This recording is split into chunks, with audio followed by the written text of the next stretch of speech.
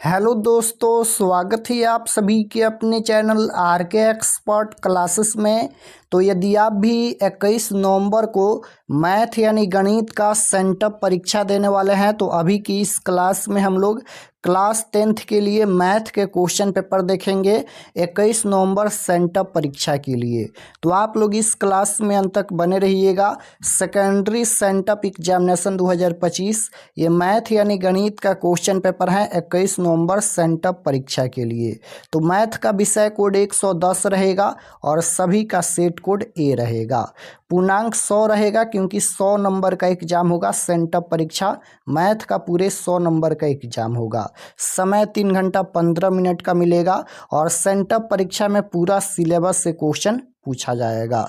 तो यहाँ पर परीक्षार्थियों के लिए निर्देश हैं, आप लोग इसे पढ़ लीजिएगा। सबसे पहले पेपर में खंड अ मिलेगा सेक्शन ए, जिसमें आपसे वस्तुनिष्ठ प्रश्न यानी ऑब्जेक्टिव टाइप क्वेश्चन पूछा जाएगा। 1 से लेकर 100 तक ऑब्जेक्टिव क्वेश्चन पूछा जाएगा, जिनमें से किन्हीं 50 प्रश्नों के उत्तर देना है परीक्षा में। तो आइए पहला नंबर क्वेश्चन देखते हैं। फर्स्ट क्वेश्चन यहाँ पर पूछा गया है कि 0.49 के ऊपर यहाँ पर रेखनी लगा है को P बटा Q के रूप में लिखा जा सकता है, जहाँ P और Q पूर्णांक है और Q बराबर नहीं है 0। तो इसका आंसर क्या होगा बताए थे। यहाँ पर देखिए, यहाँ पर 49 के ऊपर यहाँ पर रेखनी है तो यहाँ पर 49 लिखेंगे और नीचे में जितना संख्या पर ऊपर में यहाँ पर बार लगा है उतना संख्या यहाँ पर नीचे में उतना 9 लिखेंगे। तो 2 गो संख्या पर लगा है तो 2 गो 9 नीचे लिखेंगे। यही इसका आंसर हो जाएगा 49 बट्टा में 99 इसका आंसर हो जाएगा। Option number B right answer. Question number 2 यहाँ पर पूछा गया है, निम्नलिखित में कौन अपरिमेय संख्या है। निम्नलिखित में कौन अपरिमेय संख्या है। तो अपरिमेय संख्या को हम लोग P बटा Q के रूप में नहीं लिख सकते हैं।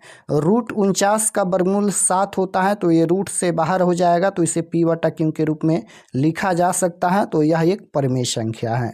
रूट 36 का वर्गमूल 6 होता है, यह भी एक परिमेय संख्या है। रूट 16 का वर्गमूल 4 होता है, यह भी एक परिमेय संख्या है।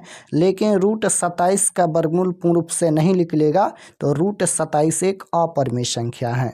तो राइट आंसर ऑप्शन नंबर सी हो जाएगा, रूट 27 एक अपरिमेय संख्या है। क्वेश्चन नंबर 3 यहाँ पर पूछा गया है, बहुपद 10x माइनस 25 का शून्यक क्या होगा। शून्यक पूछा गया है तो लिखेंगे यहाँ पर 10x माइनस का 25 बराबर में 0। तो यहाँ पर 10x बराबर में माइनस 25 है, इधर आएगा तो प्लस का 25। तो यहाँ पर x बराबर में 25 बट्टा में 10 हो जाएगा।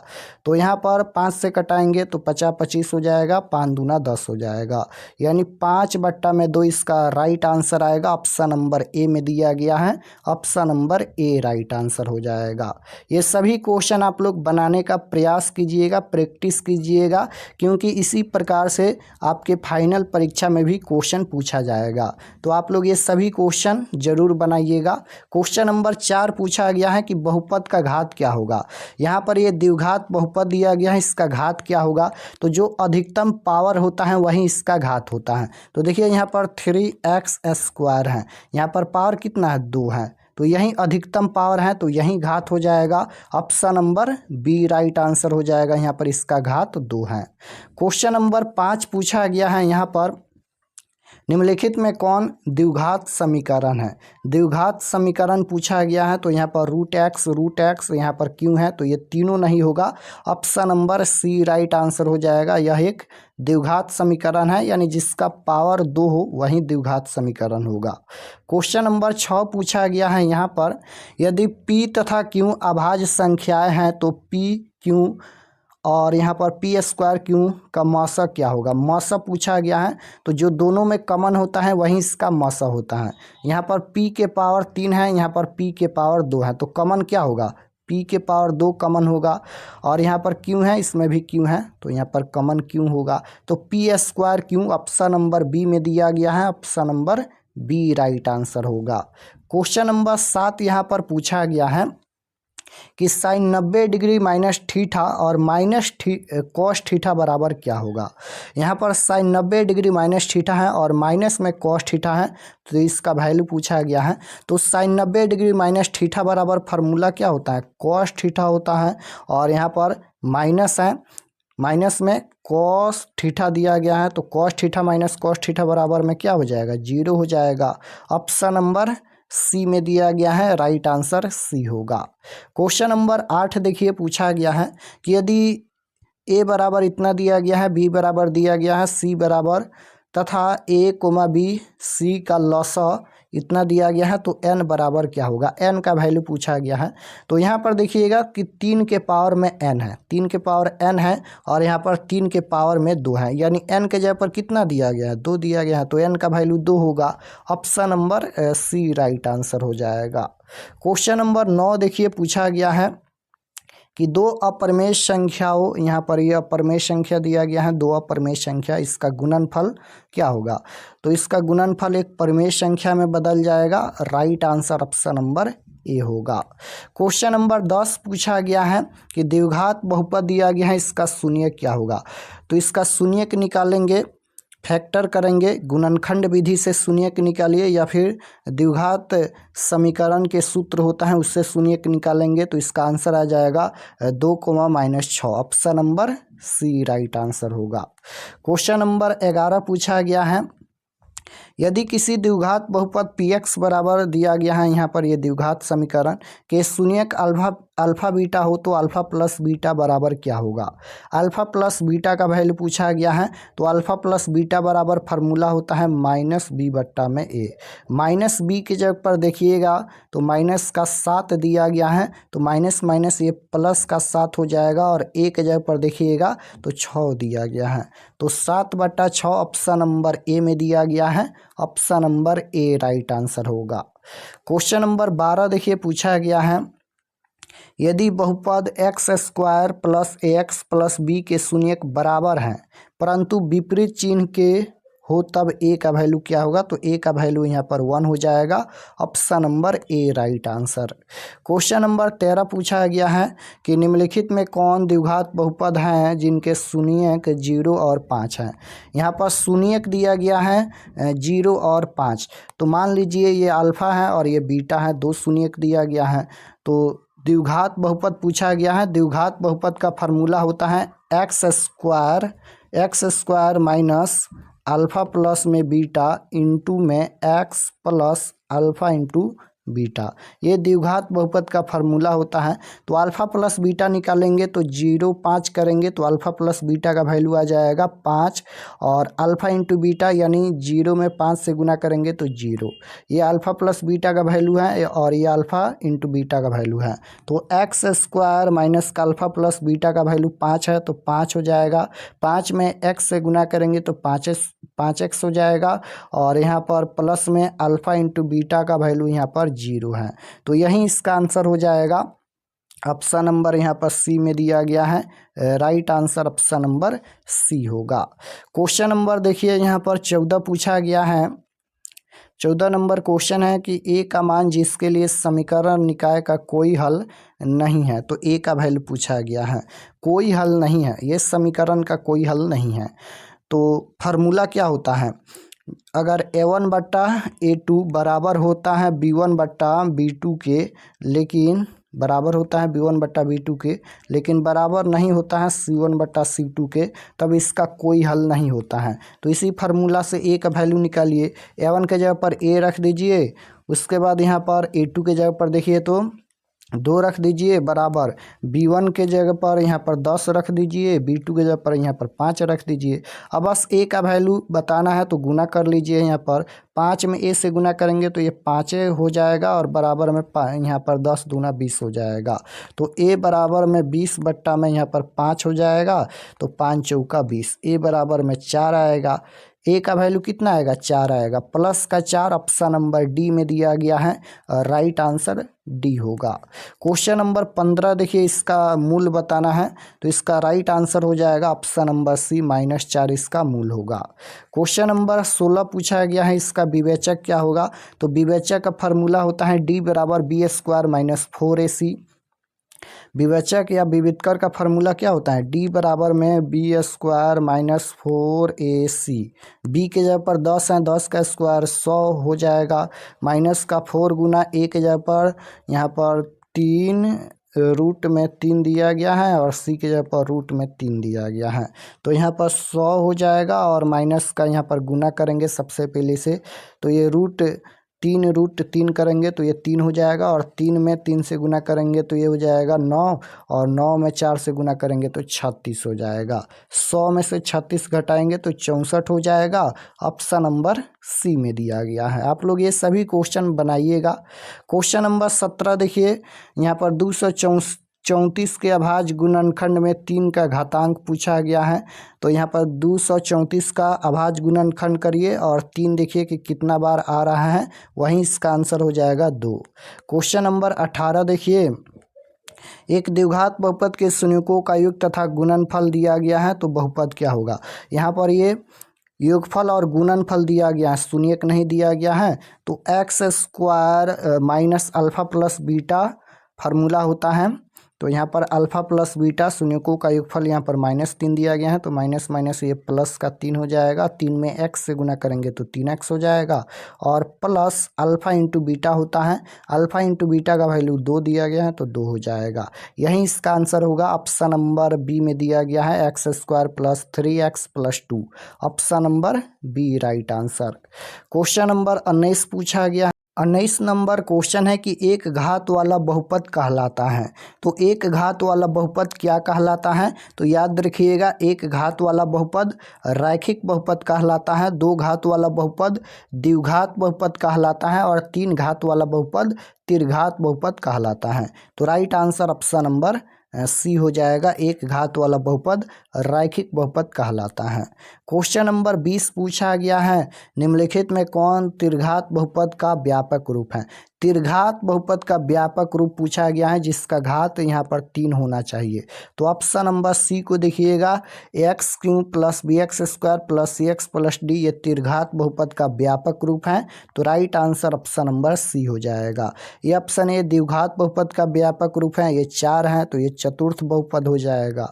क्वेश्चन नंबर 21 देखिए, पूछा गया है यहाँ पर p बट्टा में 2 के पावर m गुना 5 के पावर n में n के रूप में 0.67 को लिखा जा सकता है। तो इसका राइट आंसर क्या हो जाएगा, इसको क्या लिखा जा सकता है। तो यहाँ पर इसको क्या लिखा जा सकता है, तो बिल्कुल इसका आंसर जो हो जाएगा ऑप्शन नंबर बी हो जाएगा। यहाँ पर 67 बट्टा में 2 के पावर 2 गुना 5 के power 2। Option number B right answer हो जाएगा। क्वेश्चन नंबर 22 देखिए, पूछा गया है कि साइन स्क्वायर थीटा बराबर, तो साइन स्क्वायर थीटा बराबर फार्मूला क्या होता है, 1 minus cos square theta. Right answer option number ए हो जाएगा। ये फार्मूला ही पूछा गया है। 23 नंबर क्वेश्चन देखिए, समीकरण युग्म दिया गया है। यहाँ पर 2 समीकरण रैखिक समीकरण दिया गया है, इसका हल पूछा गया है, यानी x और y का वैल्यू पूछा गया है। तो इसको विलोपन विधि या प्रतिस्थापन विधि से बनाएंगे तो x का मान 5 आएगा, y का मान 9 आएगा। Right answer option number C होगा। इसको बनाइएगा विलोपन विधि या प्रतिस्थापन विधि से। क्वेश्चन नंबर 24 पूछा गया है कि एक समानांतर श्रेणी के प्रथम 3 पद, यहाँ पर प्रथम 3 पद दिया गया है, इसमें y का वैल्यू क्या होगा, तो y का वैल्यू 5 आ जाएगा। ऑप्शन नंबर सी राइट आंसर होगा। 25 नंबर क्वेश्चन है कि एपी यानी समानांतर श्रेणी दिया गया है, 6,9,12 डॉट डॉट का सारवंतर क्या होगा। सारवंतर पूछा गया है यानी डी का वैल्यू पूछा गया है। तो डी बराबर फार्मूला होता है a2 माइनस a1, यानी दूसरे पद में से पहले पद को घटाया जाता है। दूसरा पद 9 है, पहला पद 6 है, 9 में से 6 घटाएंगे तो 3 आएगा। ऑप्शन नंबर ए में दिया गया है। ऑप्शन नंबर ए बिल्कुल राइट आंसर होगा। क्वेश्चन नंबर 26 देखिए, पूछा गया है कि साइन 10 डिग्री बराबर क्या होगा। तो साइन 10 डिग्री बराबर क्या होगा, साइन 10 डिग्री का वैल्यू होता नहीं है, तो इसको हम लोग फार्मूला से चेंज करेंगे। लिखेंगे यहाँ पर साइन 90 डिग्री माइनस थीटा के जगह पर 10 डिग्री। तो साइन 90 डिग्री माइनस थीटा बराबर फार्मूला होता है कॉस थीटा। तो यहाँ पर कॉस थीटा के जगह पर 90 में से 10 घटाएंगे तो थीटा का वैल्यू 80 डिग्री आ जाएगा। तो यही इसका आंसर हो जाएगा cos 80 degree. Option number B में दिया गया है। ऑप्शन नंबर बी बिल्कुल राइट आंसर होगा। 27 नंबर क्वेश्चन देखिए, 8,5,2, डॉट का 40वां पद क्या होगा। 40वां पद पूछा गया है तो फार्मूला लिखेंगे a प्लस में यहाँ पर 39d लिखेंगे। यहाँ पर एक घटा कर लिखेंगे। 40वां पद पूछा गया है तो 39d लिखेंगे। इस फार्मूला से भी इसका आंसर आ जाएगा, या फिर nवां पद का फार्मूला होता है a प्लस में n-1 इंटू डी। दोनों फार्मूला से निकालेंगे, आंसर सेम आएगा। तो a के जगह पर प्रथम पद यहाँ पर 8 दिया गया है तो 8 हो जाएगा, प्लस में 39 गुना डी के जगह पर डी होता है सार्वंतर, और सार्वंतर कैसे निकालते हैं तो दूसरे पद में से पहले पद को घटाते हैं। दूसरा पद यहाँ पर 5 है, 5 में से 8 घटाएंगे तो माइनस का 3 हो जाएगा। तो 8 प्लस यहाँ पर गुना करेंगे 9 तीर का 27 के साथ, और यहाँ पर 3 तिहाई 9 और 9 दू 11। यहाँ पर माइनस का 117 आएगा तो 8, और ये प्लस माइनस है तो माइनस का 117 हो जाएगा। 8 में से 117 घटाएंगे तो ये माइनस का 109 आ जाएगा। ऑप्शन नंबर बी में दिया गया है 109 इसका राइट आंसर होगा। क्वेश्चन नंबर 28 पूछा गया है। 28 नंबर क्वेश्चन है, एपी दिया गया है, इसका कौन सा पद 51 है। कौन सा पद 51 है तो nवां पद का फार्मूला होता है a plus n-1 into D. इस फार्मूला से निकालेंगे तो इसका आंसर 11वां पद हो जाएगा। क्वेश्चन नंबर 29 है, निम्नलिखित में किसका मान 1/√2 के बराबर है। निम्नलिखित में किसका मान 1/√2 के बराबर है तो cos 45 डिग्री का मान 1/√2 होता है, तो राइट आंसर ऑप्शन नंबर सी हो जाएगा। 37 डिग्री का मान 1/2 होता है, cos 60 डिग्री का मान √3/2 होता है, cos 60 डिग्री का मान होता है 1/2। तो यहाँ पर 1/√2 का बराबर पूछा गया है तो cos 45 डिग्री का मान 1/√2 होता है, तो राइट आंसर सी हो जाएगा 1/√2। क्वेश्चन नंबर 30 पूछा गया है, यदि tan थीटा बराबर √3 तो थीटा का मान क्या होगा। थीटा का वैल्यू पूछा गया है तो यहाँ पर लिखेंगे tan थीटा बराबर में √3 दिया गया है। √3 के जगह पर हम लोग लिख सकते हैं tan 60 डिग्री, क्योंकि tan 60 डिग्री का मान √3 होता है, तो √3 के जगह पर tan 60 डिग्री लिख सकते हैं। तो tan से tan कैंसिल हो जाएगा, थीटा बराबर 60 डिग्री होगा। ऑप्शन नंबर डी में दिया गया है, right answer option number D होगा 60 डिग्री। क्वेश्चन नंबर 31 पूछा गया है यहाँ पर कि साइन स्क्वायर 37 डिग्री प्लस में साइन स्क्वायर 53 डिग्री बराबर क्या होगा। तो इसका वैल्यू 1 होता है, राइट आंसर बी होगा। 32 नंबर क्वेश्चन देखिए, यहाँ पर साइन स्क्वायर 48 डिग्री माइनस में दिया गया है कॉस स्क्वायर 42 डिग्री, तो इसका आंसर 0 आएगा। क्वेश्चन नंबर 33 देखिए, tan थीटा बराबर √3, तब यहाँ पर सेक थीटा का वैल्यू पूछा गया है। तो tan 60 डिग्री का मान होता है √3, तो सेक थीटा के जगह पर 60 डिग्री रखेंगे तो सेक 60 डिग्री, तो सेक 60 डिग्री का मान 2 होता है, तो राइट आंसर डी हो जाएगा। क्वेश्चन नंबर 34 देखिए, यदि cos theta plus sec theta बराबर 5/2 दिया गया है तो कॉस स्क्वायर थीटा प्लस में सेक स्क्वायर थीटा का मान क्या होगा, तो 17/4 इसका आंसर आएगा। क्वेश्चन नंबर 35 है कि कोसेक स्क्वायर 57 डिग्री माइनस का tan स्क्वायर 33 डिग्री बराबर क्या होगा। तो ये माइनस में दिया गया है तो इसका आंसर हमेशा 0 आता है। क्वेश्चन नंबर 36 देखिए, इसको भी सॉल्व करेंगे तो इसका आंसर कितना आएगा। यहाँ पर इसका आंसर आ जाएगा 1। ऑप्शन नंबर ए राइट आंसर, नहीं 2 आएगा, इसका आंसर 2 आएगा। क्यों 2 आएगा, क्योंकि यहाँ पर प्लस दिया गया है तो इसका मान 1, इसका मान 1, 1 + 1 बराबर 2 हो जाएगा। Option number B right answer. Question number 37 देखिए, पूछा गया है साइन 38 डिग्री और माइनस का कॉस 52 डिग्री, तो साइन 90 डिग्री माइनस थीटा का फार्मूला से चेंज करके बनाएंगे, इसका आंसर हमेशा 0 ही आता है। Right answer option number A होगा। और ये सभी क्वेश्चन हम पढ़ाए भी हैं। क्वेश्चन नंबर 38 देखिए, पूछा गया है यदि तीन सिक्कों को एक साथ उछाला जाता है तो तीनों पर एक ही परिणाम आने की प्रायिकता क्या होगा। तो इसका आंसर हो जाएगा तीनों पर एक ही परिणाम आने की प्रायिकता, तो इसका आंसर 3/8 हो जाएगा। ऑप्शन नंबर यहाँ पर डी राइट आंसर होगा। क्वेश्चन नंबर 39 नंबर क्वेश्चन है कि यदि P बराबर 0.05 तो पी ई डैश बराबर क्या होगा।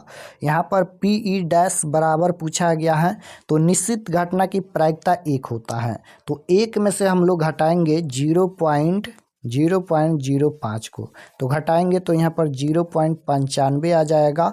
ऑप्शन नंबर बी में दिया गया है, right answer option number B होगा, 0.95 इसका आंसर होगा।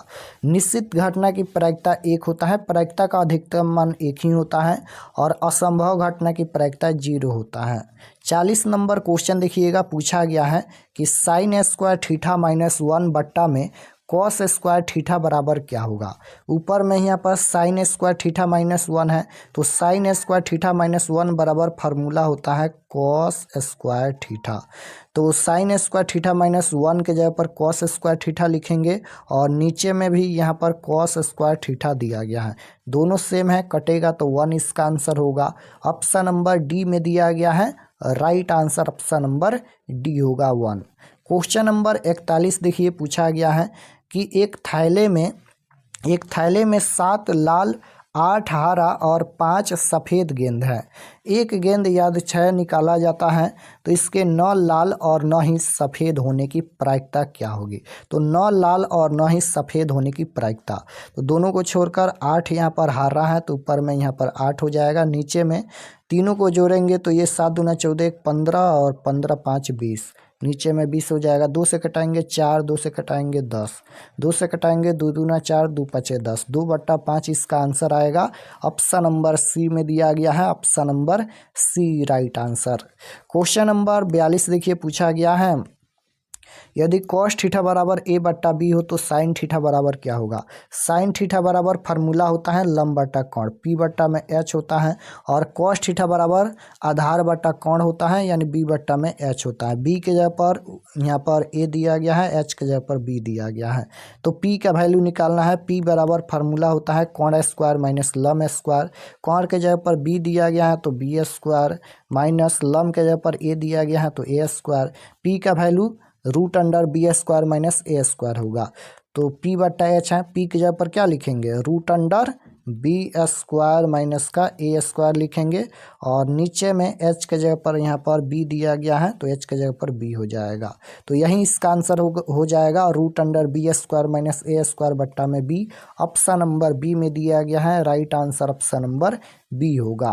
क्वेश्चन नंबर 43 देखिए, root under 1 minus sine A बट्टा में root under 1 plus sine A बराबर क्या होगा। तो ये सेक ए माइनस टैन ए हो जाएगा।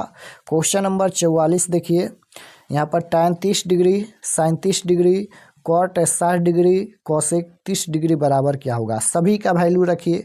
साइन 30 डिग्री का मान होता है 1 बट्टा में √3 गुना साइन 30 डिग्री का मान होता है 1/2 और गुना कॉट 60 डिग्री का मान होता है 1 बट्टा में √3 होता है, और गुना में यहाँ पर कॉसेक 30 डिग्री का मान 2 होता है तो 2 और नीचे में 1 लिख सकते हैं। नीचे में गुना करेंगे √3 में √3 से गुना करेंगे तो 3 हो जाएगा, और 3 में 2 से गुना करेंगे तो 3 दूना 6। ऊपर में यहाँ पर 2 एकम 2 हो जाएगा, तो यहाँ पर देखिएगा 2 से कटाएंगे तो ऊपर में 1 हो जाएगा, नीचे में 2 तिहाई 6, 1/3 इसका आंसर आएगा। ऑप्शन नंबर डी में दिया गया है 1/3। क्वेश्चन नंबर 45 देखिए, यदि ए बराबर 45 डिग्री हो तो सेक ए प्लस कॉसेक ए बराबर क्या होगा। तो यहाँ पर ए के जगह पर थीटा के जगह पर 45 डिग्री रख दीजिए, तो यहाँ पर सेक 45 डिग्री लिखेंगे यहाँ पर सेक ए के जगह पर 45 डिग्री, और प्लस में यहाँ पर कॉसेक ए के जगह पर भी 45 डिग्री। सेक 45 डिग्री का मान कितना होता है, सेक 45 डिग्री का मान कितना होता है जी। तो कॉस 45 डिग्री का मान 1/√2 होता है, तो सेक 45 डिग्री का मान √2 होता है, प्लस कॉसेक 45 डिग्री का मान भी √2 होता है। तो जोड़ेंगे तो कितना हो जाएगा, 2√2 हो जाएगा। ऑप्शन नंबर यहाँ पर कहाँ पर दिया गया है, डी में दिया गया है, 2√2 इसका राइट आंसर आएगा। क्वेश्चन नंबर 46 देखिए, पूछा गया है यदि सूर्य का उन्नयन कोण 60 डिग्री है तो 30 मीटर की लंबी छाया को बनाने वाली उपग्रह मीनार की ऊंचाई क्या होगी। तो इसको बनाइएगा, इसका आंसर आ जाएगा 30√3 मीटर। ऑप्शन नंबर सी राइट आंसर। क्वेश्चन नंबर 47 देखिए, यदि अल्फा बराबर बीटा बराबर 30 डिग्री, तो कॉस अल्फ़ा प्लस बीटा का मान क्या होगा। तो यहाँ पर लिखेंगे कॉस अल्फ़ा प्लस बीटा के जगह पर 30 डिग्री दिया गया है, तो यहाँ पर 30 डिग्री, अल्फ़ा बराबर बीटा बराबर 30 डिग्री है, यानी अल्फ़ा का वैल्यू भी 30 डिग्री है, बीटा का वैल्यू भी 30 डिग्री है। तो अल्फ़ा के जगह पर 30 डिग्री प्लस में बीटा के जगह पर भी 30 डिग्री हो जाएगा, तो कॉस 30 60 डिग्री हो जाएगा। कॉस 60 डिग्री का मान कितना होता है, 1/2 होता है। Right answer option number C होगा। क्वेश्चन नंबर 48 देखिए, यहाँ पर 2 tan 30 डिग्री बट्टा में 1 - tan स्क्वायर 30 डिग्री का मान क्या होगा। वैल्यू रख दीजिएगा तो इसका आंसर √3 आ जाएगा। क्वेश्चन नंबर 49 देखिए, tan 65 डिग्री बट्टा में है cot 25 डिग्री का मान क्या होगा। तो tan 90 डिग्री माइनस थीटा के फार्मूला से बनाएंगे, इसका आंसर हमेशा 1 आता है क्योंकि ये बट्टा में दिया गया है। यही क्वेश्चन अगर माइनस में रहता है तो उसका आंसर 0 होता है, और बट्टा में दिया जाएगा तो इसका आंसर 1 होता है। क्वेश्चन नंबर 50 देखिए, 50 नंबर क्वेश्चन है कि tan 5 डिग्री गुना में tan 30 डिग्री गुना में 4 tan 85 डिग्री का मान क्या होगा। यहाँ पर इसका वैल्यू पूछा गया है, तो इसको आप लोग सॉल्व कीजिएगा, थोड़ा सा लंबा जाएगा। चलिए हम सॉल्व कर देते हैं। सबसे पहले इसको हम लोग चेंज करेंगे tan 90 डिग्री माइनस थीटा के फार्मूला से। तो लिखेंगे यहाँ पर tan 5 डिग्री के जगह पर लिखेंगे यहाँ पर tan 90 डिग्री माइनस थीटा के जगह पर 5 डिग्री है, और यहाँ पर गुना में tan 30 डिग्री का मान रख दीजिए, 1/√3 होता है, और गुना में 4, और यहाँ पर tan 85 डिग्री रहने दीजिए। तो यहाँ पर tan 90 डिग्री माइनस थीटा बराबर ये cot थीटा हो जाएगा, और cot थीटा को हम लोग 1 में tan थीटा लिख सकते हैं। तो tan 90 में से 5 घटाइए तो यहाँ पर 85 डिग्री हो जाएगा। tan 85 से यहाँ पर tan 85 कैंसिल हो जाएगा, नीचे में यहाँ पर √3 बचेगा, और ऊपर में क्या बचेगा, 4 में 1 से गुना करेंगे तो 4 बचेगा। तो यहाँ पर 4/√3 इसका आंसर आएगा। ऑप्शन नंबर ए में दिया गया है 4/√3 इसका राइट आंसर होगा। क्वेश्चन नंबर 51 देखिए, पूछा गया है कि 42 सेंटीमीटर व्यास वाले वृत्त का क्षेत्रफल क्या होगा। 42 सेंटीमीटर व्यास वाले वृत्त का क्षेत्रफल पूछा गया है। व्यास दिया गया है तो त्रिज्या r का वैल्यू हो जाएगा 21। तो वृत्त का क्षेत्रफल होता है πr²। πr² होता है, पाई का मान 22/7 हो जाएगा, गुना r² के जगह पर 21 गुना में 21 हो जाएगा। 7 तिरका 21 हो जाएगा, तो यहाँ पर 22 गुना में 21 गुना में 3 हो जाएगा। गुना करेंगे तो इसका आंसर 1386 आ जाएगा।